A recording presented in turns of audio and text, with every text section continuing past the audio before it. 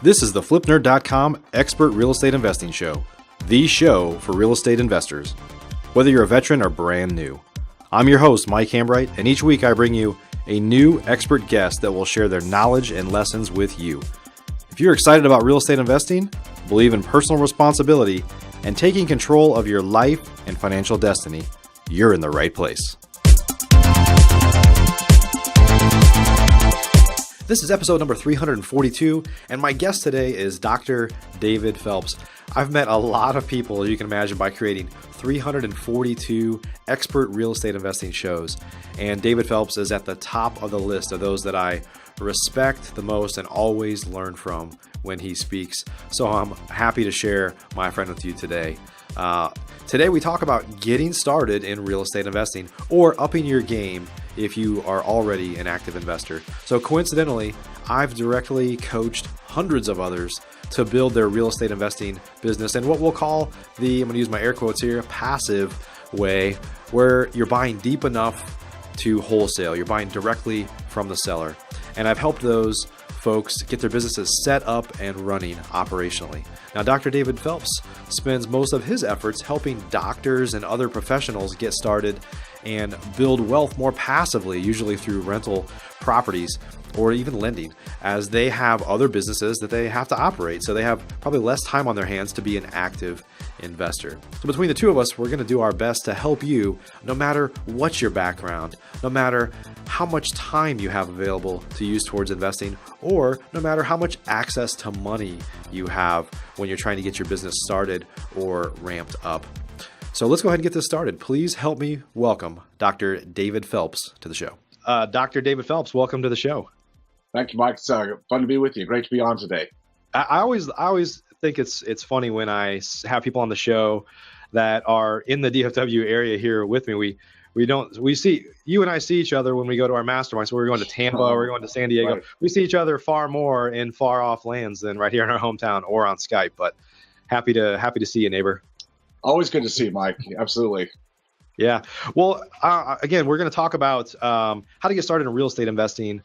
And it's something that's kind of near and dear to my heart because I've helped a lot of people get started, and I know you do too.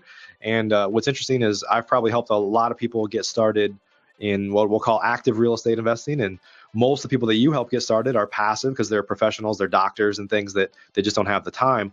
But I think that's some of the things that a lot of people don't think about is when you say, I'm kind of use my air quotes here, how to get started in real estate investing, it's not one size fits all, right? Right. Yeah. Exactly. I think, Mike, you've got to start with, who you are. Real estate is a great platform. It's a great asset, we know, for investing, and it's also a great business to be in. So which do you want to be? If you're younger and you have the time, you've got the energy capacity, then certainly, even as a sideline, you can create really a business / investing. I think, to make additional income, it certainly can be done.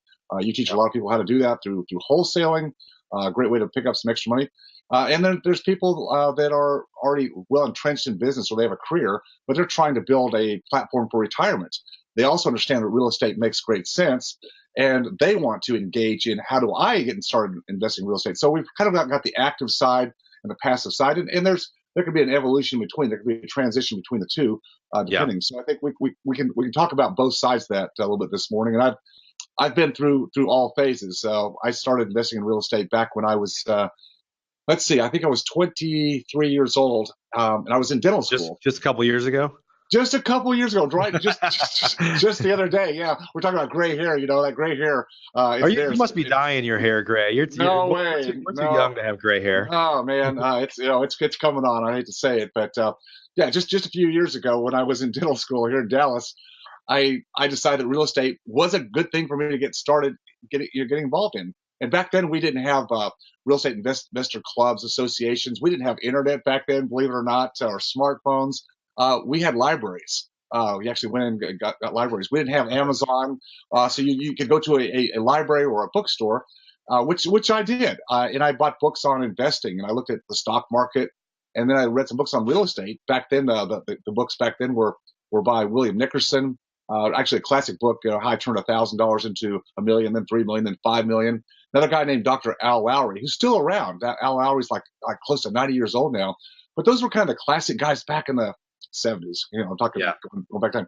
And I read those books and I thought this makes a lot of sense. So I got my dad to invest with me, to believe in me, to trust me. And my dad was not an entrepreneur. He didn't invest in real estate. He was actually a surgeon. But I said, Dad, I'm going to be here in Dallas for 4 years at least, not knowing where I was going to go after that. Instead of paying rent, we, meaning you, need to put the funding together so we can buy this house. I'll manage it. You put the money together, right? And so we did. We did this joint venture back then, and it worked out well. I learned a lot about management. We did some light rehabbing. It wasn't a structural situation we had to deal with, which is good because I didn't have that capacity. Yeah. But what I learned, Mike, was that the capital gain profit that I split with my dad after 4 years of owning this property, we sold it when I graduated, was more money than I made working nights and weekends as a waiter on Greenville Avenue waiting tables. The time spent, the return on investment, my investment was zero except my time. Return on effort, which was my time, was so much greater. And capital gain profit taxed at a much lower rate than ordinary income. Even the waiter money and tips I made was getting taxed at a higher rate back then. So that's what clued me in that this real estate, there was something there. So yes, I got started as kind of a semi-active investor and did everything myself when I got started. I got out of school. I was in practice, but I still kept looking to buy properties, which meant I had to, lead generate, meaning, again, no internet. No one was using bandit signs back then. So it was mainly, I put ads in the paper. I said, right. So my private party will make offer, buy your property, as is, that kind of thing. The same stuff we put out there on Craigslist or wherever today. I was doing that stuff and driving around and looking for vacant properties. So lead generating, and then figuring out, then how with very little money at that time, very little money. I was, squeaking by, paying on student loans.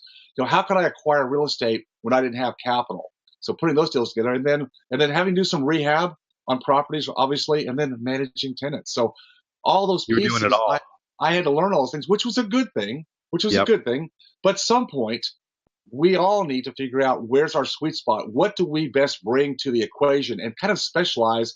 At that point, you've got to then work with other people. You've got to do what you do, Mike, through Flip Nerd and your other coaching. You've got to build a community around you. We'll talk more about that, but I think that's one of the keys there in getting started. Figuring out who you are and then how you're going to scale this by having a community where you can insert yourself the best way you know how to. Yeah, and I my background before I got into real estate investing, so almost 10 years ago, and several years before that was retail. I worked for Neiman Marcus. I worked for Radio Shack, which, rest in peace there. But it's because they lost you. They lost your leadership, Mike. They were big retail organizations, and when I look back to that, and you start to think about, I use retail just because of my background as an analogy a lot for real estate investing. So let's just say, let's just use Walmart as an example. There are some products that they actually manufacture, right? Or they kind of have manufactured. So they kind of play that wholesaler role and they play the retail role, which is how, if you're an active investor, you can do that because you're sitting on the couch or at the kitchen table buying houses, and you're doing truly, until you've done that, most people don't appreciate how hard of a job that is to just find the deals, right? Yes. You're spending money on advertising. I mean, it's a business in and of itself, just sourcing deals. But if you don't have the time to do that, then you need to be willing to, just like Walmart, pay Coca-Cola for a product, at a wholesale price, but Coca-Cola made money and Walmart gets that, and they're okay with that because they know they're going to make the retail margin. If it was a private label brand, they would make more money. But when you start to see kind of the supply chain, if you will, of real estate investing, is there's a lot of ways to make money, right? You could be a realtor in there, you could be a lender in there, you could be the wholesaler, you could be the retailer, you could be all those things, but you don't have to be all those things. And I think a lot of people, when they hear real estate investor, sometimes people, probably a lot of people that you work with that are doctors and professionals, that they know, hey, I understand I'm paying a premium, but I don't have time to go source my own products, and my time is more valuable than that. And then so you really have to know how much time you have and what your end goal is, right? Are you looking to change your life through real estate investing? If you're interested in either getting started or taking your business to the next level, please check out FlipNerd's private program at theinvestormachine.com. This is the most robust real estate investor coaching, networking, and mastermind on the planet, and designed for your success. If you're ready to roll up your sleeves, ready to take personal responsibility for your own success, and ready to dive into a world-class instructional coaching program that provides you step-by-step instruction to help you achieve financial freedom, then you should apply today. Spaces are limited and candidates are only considered after an application and interview process. Our 12-month investor program is unparalleled. Think you might be a fit? Learn more today at theinvestormachine.com. You really have to know how much time you have and what your end goal is, right? Yeah, it's a big factor that I think many people get confused about. In fact, I know it took me a while as I was evolving through figuring out what's my time really worth? Where should I put my time? And as you said, some people think, well, they're paying a premium because they're paying someone else that's already found the deal. Maybe they've rehabbed it, turned it into a turnkey product, and they go, well, I'm paying a premium. Well, you are, but you aren't, because again, if your time is better doing something else, and someone else has already figured out the scalability of what they do, and they buy properties very, very well, they rehab them well, and they put the management there, then why would you want to go out and rebuild that whole system? I mean, that doesn't make any sense. If you're someone who already has capital and you just want to get involved in real estate, then find those right people and invest with them. That's the key thing. And if you're one of the people that has that capability to find the deals, put them together, rehab them, and maybe you need fast access to cash, then you find those people that have that fast access to cash, and that's where the marriage is made. The joint ventures are made right there. All the time. That's really what I see, what I love to see happen, that community relationship. Yeah. Another, I guess, quick analogy is kind of like a restaurant. Like if you don't want to pay markups and you always want to get the deepest price, then you would never go out to eat, right? You would just do everything at home, right? But sometimes you do that, and sometimes it's to save money. Sometimes it's just to eat better or whatever. But sometimes it's like, man, I just want somebody to do it for me, and I'm happy to pay that premium because I don't feel like doing that right now, right? Yep. Exactly. Yeah. Exactly. And I think even for, I would even argue, and I'll kind of put myself in this bucket as an active real estate investor, that I aspire to be much more passive, but by being active, it creates passive opportunities for me, if that makes sense. So I kind of wholesale and rehab to ultimately, because I'm trying to build a rental portfolio, but those are the activities I do to help kind of fund that, help find deals and stuff. So I think you could wear a few different hats potentially. Yeah, you wear a few different hats, and I think if you want to be, whether you're passive or active, I think you've got to be in the mix again, forming that community. So who are the people that you're around? What groups do you interface with, whether it's online or in live, to keep that network? The network really is the key, and that's really what I do through my mastermind community. Is I'm still able to be. I actively orchestrate my deal flow because I've got other people, and I don't have to go out anymore like I did in years past and find the deals. That was fun back then, and I know how to do it, but that's not where my time is best served. There are other people like you and people you coach that are really, really good at doing that, and I'd rather interface with them. And you said pay a little markup because what they put into it is so much more valuable than me trying to go replicate that same model. Yeah. So in terms of getting started, a lot of people get hung up on, I don't have money. Now, there's really two kinds of money, right? There's funding for deals, and then there's kind of operational money, right? If you're going to be active, there's a lot of stuff out there that's like buy houses with no money down, and you don't need money to get started in real estate investing. And I'm not saying that you can't hustle and get started, but generally, if you're going to run like a business, you need some advertising, you probably need some software subscriptions, you need a membership to FlipNerd, our elite membership for sure. But there's some expenses there, right? And so, but a lot of people get hung up on, I don't have the money to do that, I don't have the capital. And if we kind of break that down into, I guess, passive versus active investors, what are your thoughts on how to overcome those obstacles? Yeah, I think if you're trying to be active in this and create a business around this, that either you've got to have some additional discretionary income that you can put into starting to create a real business, depending on how much time you're going to devote to it, what your goals are, how many properties you want to acquire, whatever you're going to do with those, or you'll rehab them, or if these are going to be buy and hold rentals, whatever they are. There's going to be some operational costs, or you pay someone a little bit of a premium for those properties. Yeah. What I've done, Mike, and I know you've done the same thing, and you're doing this right now, is I love to help other people. Now I have a vetting process, and I've got to see that they've got what it takes. They've got to be mentored by somebody who I know that they know what they're doing. But I put capital with some young up and coming rising stars, what I'll call them, because I know they're full time, and And there's some ways to do some splits on that. So putting some funds together and help them with their marketing, their advertising budget as they get going, and that's one way to get going. So you've got to kind of find someone who would maybe either mentor you or provide funding for you. Again, that's about the network. That's about showing who you are and what you're willing to do early on to get going. Yeah. Once you do that, then the actual acquisition of properties. I always tell people, if you found a good deal, really a good deal, and the marketplace will tell you that, the money's always available for that. Right. People think, well, I have to go to hard money lending, or I have to go to the bank.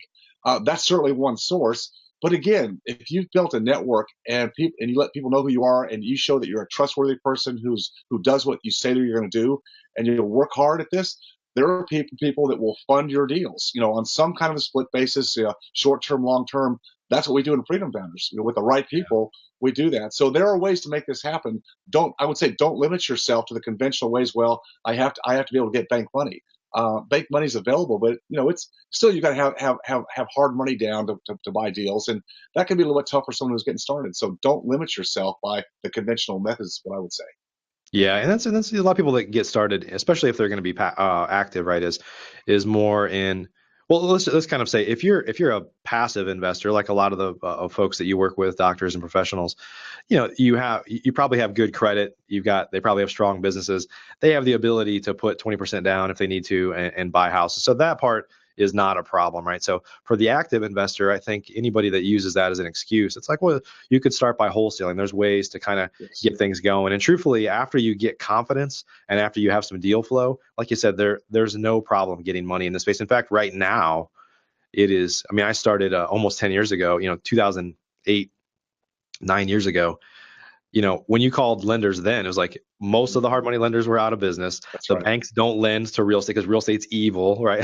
Just like there was no funding, not private funding and things like that. But it was so much harder than it is right now. I mean, I would argue that lenders have been beating themselves up for the last 2 or 3 years, driving down rates, and it's easier than ever to get money right now, right? So that's not an excuse. Yeah, no doubt about it. The money's there. You just have to go find it and get out there and do it. Yeah. I think another thing that really helped me, and I know helps many people that are getting started in real estate investing, Mike, is finding the right people that can coach, tutor, mentor them.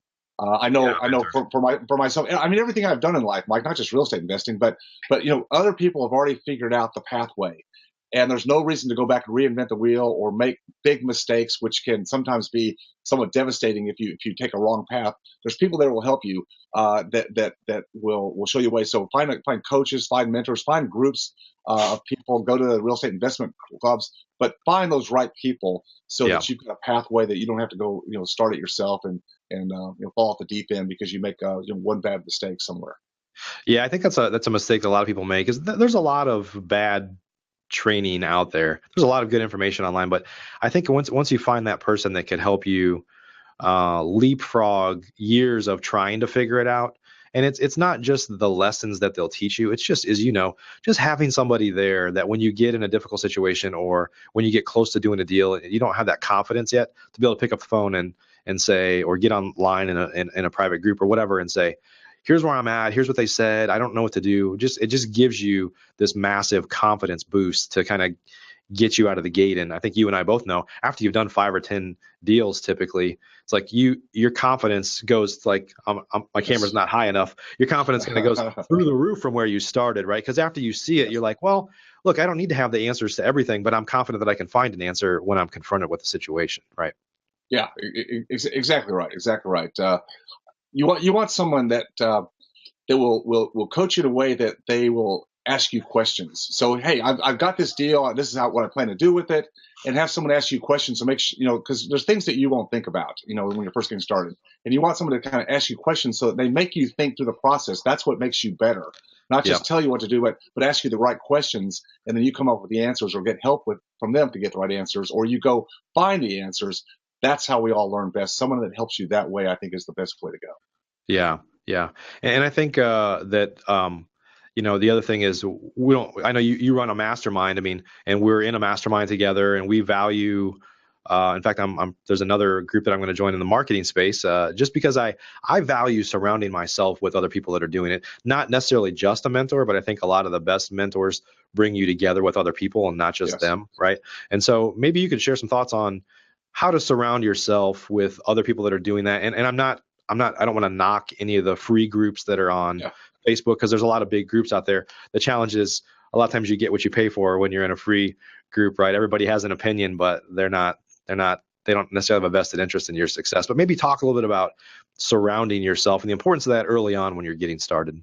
Yeah, absolutely. Well, that's what I did when I was young, getting started. I found some really good mentors, and the way I found them was actually meeting them, and seeing the people that they were surrounded by. You really get to see the character of people when you're actually with them, and you're with them for 2 or 3 days at a time, and maybe you break bread together, it breaks together, but Yep. really finding what they're like, and then seeing the other people that are around them gives you some real keys to who they are. So finding those right people, as you said, there's tons of stuff out there today, but you need somebody that you can really trust to kind of guide you through that morass of information. What's really true? Who's giving the right stuff?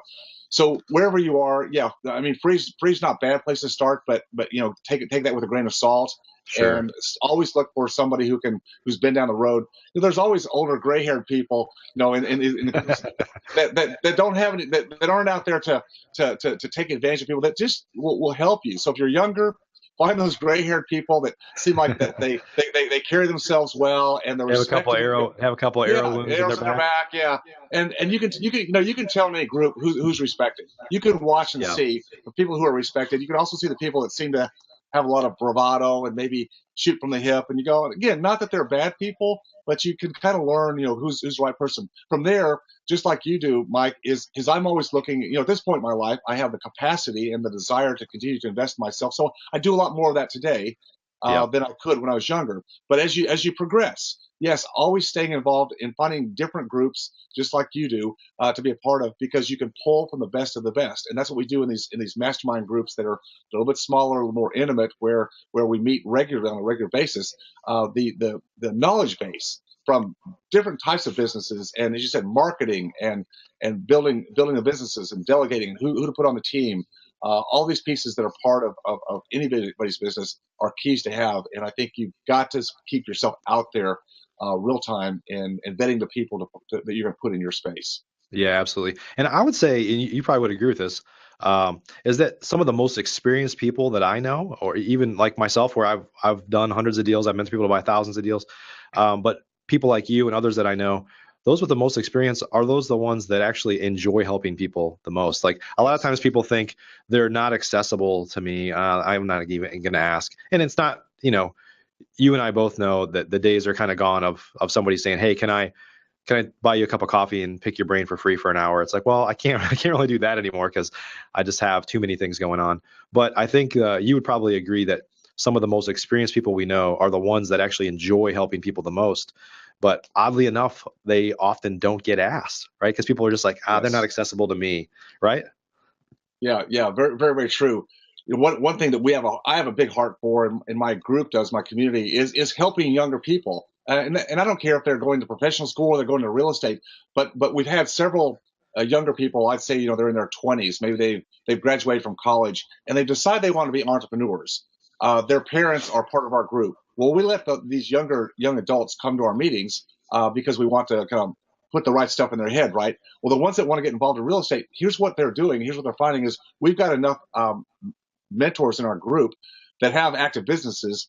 They are taking these young people under their wing, the ones who raise their hand and say, I want to do this. And it's really like an apprenticeship. They're not working for free, but what they're doing is they're trading some time, some energy, serving in someone else's business who they know has a great business. And, the education that these young people are getting right now, you couldn't find it anywhere else. You could pay thousands and thousands of dollars to go to more education, and you wouldn't get this boots on the ground education. So when they do it for 6 months or a year, these young people are going to have the ability to really have their sights on what's next. And these are good people. These are good people that they're spending time with. In fact, I'll tell you a quick story. One young person had met one of our advisors and talked to him in our meeting. And there was, a little conversation. Yeah, I'd like to work with you. Well, here's what this young guy did. Went back home. He was in LA, hopped on a plane, flew to this mentor's hometown. When he got off the plane, called him up and said, well, this is so-and-so, and we talked at the meeting about working together. And the advisor goes, yeah, that's good. Let's talk about that a little bit. He goes, well, great. I'm right here at the airport. When would you like to get together? Now that's taking action. Yeah, and absolutely. and this young guy has been working with this mentor now, with his boots on the ground operation now for 3 months, and just soaking it up. And he's doing a great job. He's learning all aspects. He's learning how to make offers, how to find the deals. I mean, it's really a tremendous way to do it. So that's one thing I want to bring up is that if you have the capacity and you're not locked down to a job or a family, if you can get up and go where somebody will let you apprentice with them, go to serve. Yeah, they'll pay you something, but don't worry about the payment. The payment comes later. It comes back when you learn what you can learn. So that's one of the things I would do today if I was getting started in anything in life. That's awesome. That's awesome. Great stuff. Well, let's talk about one last thing is building a team. I think a lot of real estate investors early on, especially the active investors that are trying to wholesale or get started in rehabbing or whatever, is they're trying to be lean and mean because you may not be starting with a lot of money. So a lot of times you start to just do everything. And then effectively you've just created a job for yourself ultimately, unless you can find a way out of that. So maybe share your thoughts on building a team and the importance of that. Yeah, that's a tough thing for all of us to do, Mike, when we are trying to run lean and mean, because we tend, and I did the same thing. I for too many years I tried to do it all myself, and I finally learned that if I brought the right people, and that's a key. It's not just anybody. It's not just someone to fill a slot, but I think you really have to look for the right person. It's really the who before the what, meaning who you bring in, and then determine where they need to fit on your team. But you might just start with a personal assistant. That could be a virtual assistant, someone who just is there and you pay them for X number of hours per week on retainer, and they can pick up calls or they can run errands for you. They can handle voicemail returns. They can handle a plethora of administrative things that right now you're trying to do. So start with something like that, like an assistant. I think if you're really building a business of some kind, at some point you need a project manager. Now that's up the totem pole a little ways. You're going to pay a little bit more for that person. But I've really found over my lifetime, Mike, is the less I do, meaning trying to control everything, the less David Phelps, try to do everything, the more free time I have, the more I get done, and really the more money I make, because I've empowered or let other people become empowered to do things that they can do well, and that maybe I don't like to do, or I don't do as well, or I shouldn't be doing at all. There's a lot of great books, resources on building teams. Jim Collins' Good to Great, Simon Sinek, Leaders Eat Last, just to name a couple of them. I would tell people to really start reading books that talk about leadership and team building. There's a bunch of them out there. I've learned so much from doing that, and I kind of didn't pay attention to that early in life, Mike. I thought, I just need to be a better technically at what I do. If I just learn more, become more educated, that's important. But I didn't understand the power of building that team. Today, it's everything that I do today is about that team and empowering them and looking after them and wanting to help them with their goals. When you really look after the people that you bring on your team and really care about them, then guess what? They're going to care about you and care about the people you're serving and helping in the marketplace. It's a big part of life. And I know specifically your approach in your mastermind is because you work with doctors, a lot of dentists, right?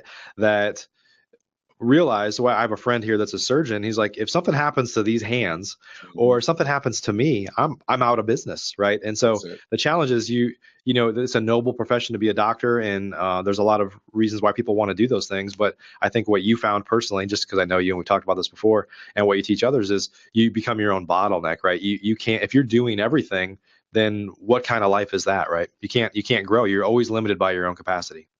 Yeah, I always say that if you have a business that's primarily dependent upon you, the owner, then you really don't have a business. You have a job. Yeah.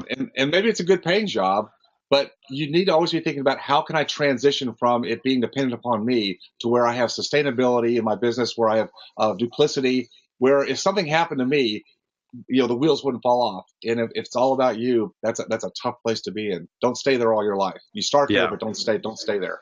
Yeah. Well, David, can you share if people want to learn more about you? I know you do a lot of Facebook Live videos to your group and stuff. Where can people go to learn more about you and what you're doing? Sure.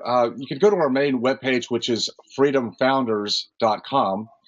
We also are on Facebook at Freedom Founders on Facebook, and that's where we do put a lot of our content out, which I think I'd love anybody to connect with us on Facebook, because we put a lot of good content out, I believe. Yeah. Yeah. About real estate, about team building, a lot of those things that we're talking about today. I believe in taking what we've learned and what our team has learned and putting that out there. So connect with us there if we can help you at all. Awesome. Well, thanks for joining us on the show today. Definitely appreciate you. Great to see you. I guess I'll probably see you in a couple of weeks at CG if you're going to be there. Exactly. Hey, it's always great to connect with you, Mike. We'll need to see if we can have lunch together somewhere. It's a long drive across the Metroplex, like about 15 minutes, and we can probably make that happen. Right. Absolutely. We need to make it happen. So great to see you, my friend. Thank you, Mike. Have a good day. You too. Good. Hey, folks. So for any of those listening here, you were just kind of riding in the back seat while we were in the front seat talking about some stuff. But if you have any questions, I'd like to, and I have some questions of my own that I'd like to ask. I'd like you to go ahead and open it up. But I want to start by asking you, David. So tell us a little bit about when you first got started. I mean, I know you started while you were in school investing in real estate, but when did you kind of make that shift to say, hey, most of my focus needs to be here instead of on essentially what your practice, right? Yeah, it really was a time in about 2004 when I have a daughter who's 24 years old today, and she went through a lot of health issues. And her last major health issue was when she was 12 years old. She had to have a liver transplant. And that's when I decided, staying kind of chained to a practice that certainly was financially, the platform that provided for lifestyle, but I didn't have to stay there anymore because I had enough real estate that I could make a shift. So that's what really gave me the permission to step away from practice and say, it's okay. It's okay. Moving through life and evolving is okay. You've done the same thing. A lot of people have gone through phases in life where you say, what I did here was okay. And that's when I made the decision that I'm not going to stay in practice. I didn't know what I was going to do at that point, other than I could still do real estate and do my own deals. And that's when I had the freedom to think and be away from what was tying up my time, which is what I trained to do all my life. That's when Freedom Founders started to organically start to happen. I don't think you can really change or transform your life until you free up some time to think. We're so busy working all the time, doing, that the ability to transition and say, well, where am I today? And where could I move to if I just made a few things happen? It's not an easy thing to do, but you've got to have a reason why, a purpose to do that. And that's what I had. Yeah. Is everybody in your mastermind? Is everybody previously a doctor, or you work with other professionals as well? I'm being a former dentist. Well, I still am a dentist, but that's who I speak to primarily. But we do have other professional practice owners. And really just recently, Mike, we've had some non-doctors, non-professional practice owners become a part of our group. And you know what? I like that diversity, because business is business. And so other entrepreneurs that are, we've got a guy that has a marketing franchise, but he loves real estate.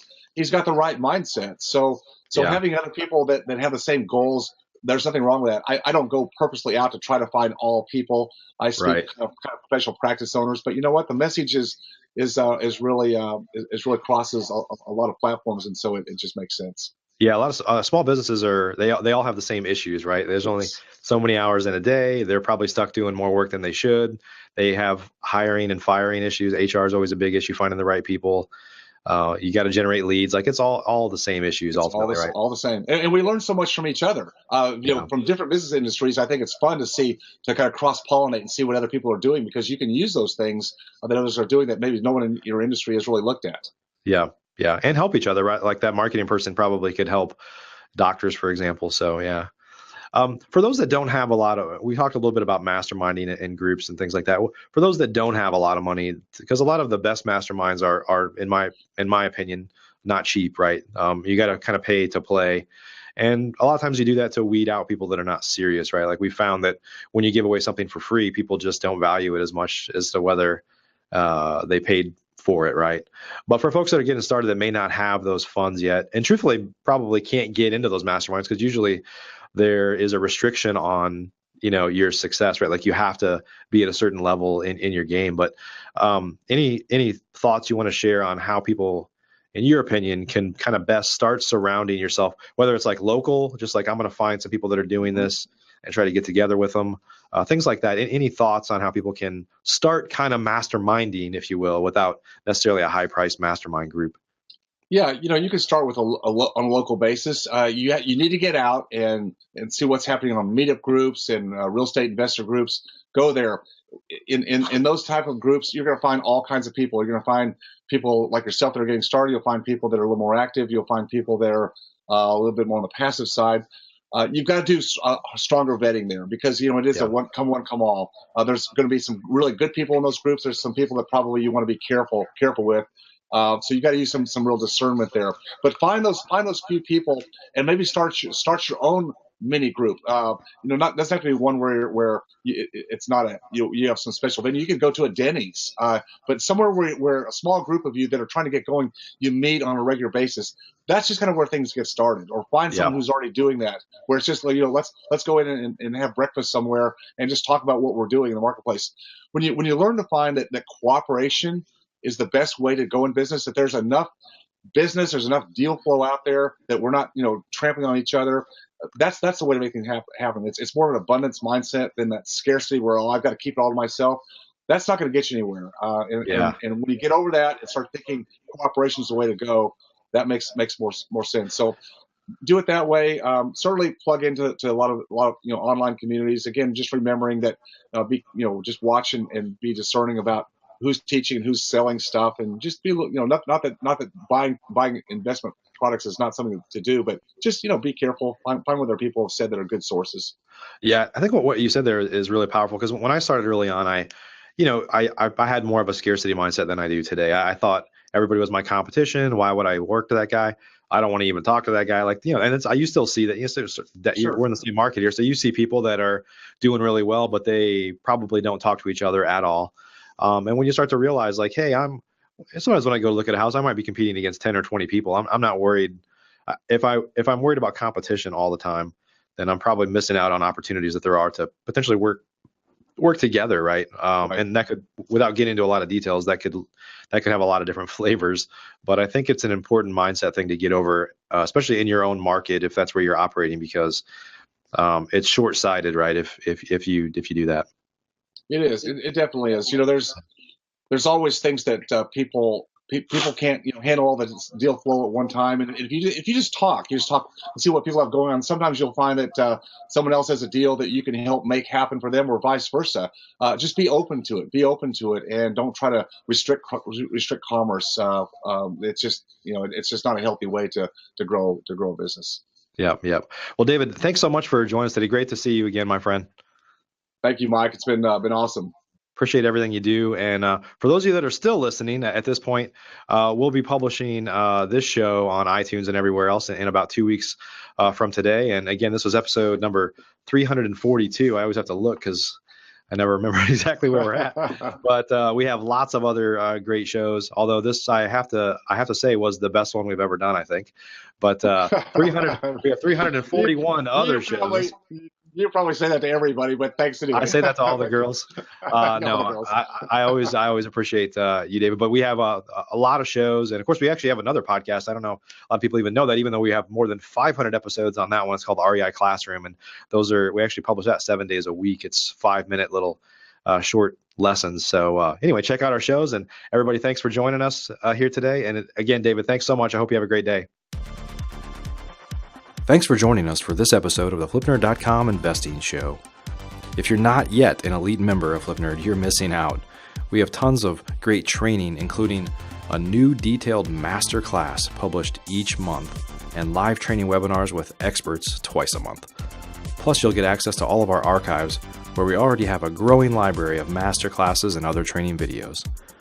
Elite members also get membership in our incredible online mastermind group, where many of the top real estate investors from across the country, including many of the hundreds of guests I've had on the show in the past, are already members. Whether you're brand new, looking to get started, or a veteran, you simply must join today. I promise you won't be disappointed. To learn more or join today, please visit flipnerd.com/lab. That's flipnerd.com/lab. See you on the next show.